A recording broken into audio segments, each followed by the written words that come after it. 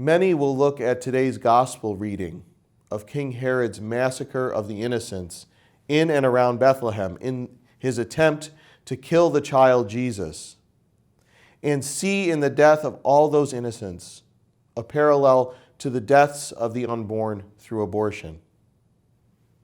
And they are right.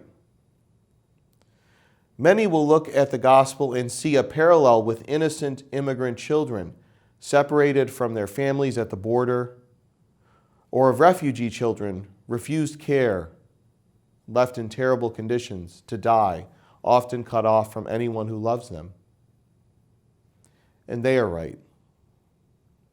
Some will recognize their own perilous journey fleeing state-sponsored violence, war, or terrorism in the angel-driven flight of the Holy Family into Egypt. They will hear of how the family safely reached Egypt and remember the relief they felt when they themselves were out of harm's way.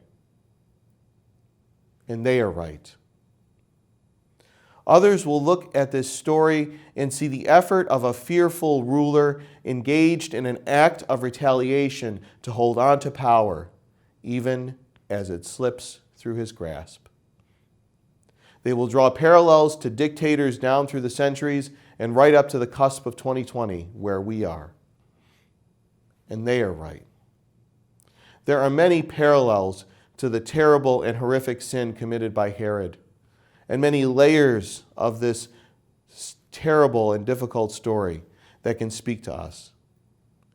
Perhaps it is hard to endure such a horrible story so soon after the joy of Christmas.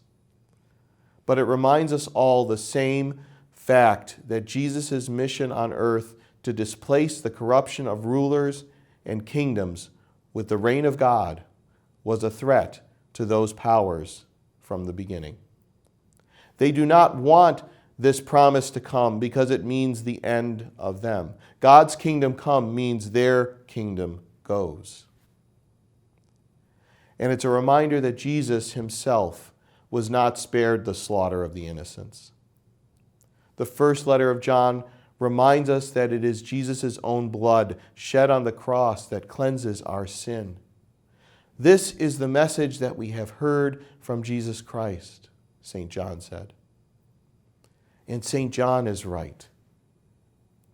We're invited out of the darkness and the place where fearful leaders cower, and into the light where joyful, redeemed disciples stand. Disciples who are called by God to hold fast to the value of every human life, to stand against violence directed at innocents, to fight against injustice and corruption in our hearts and our society wherever it is found.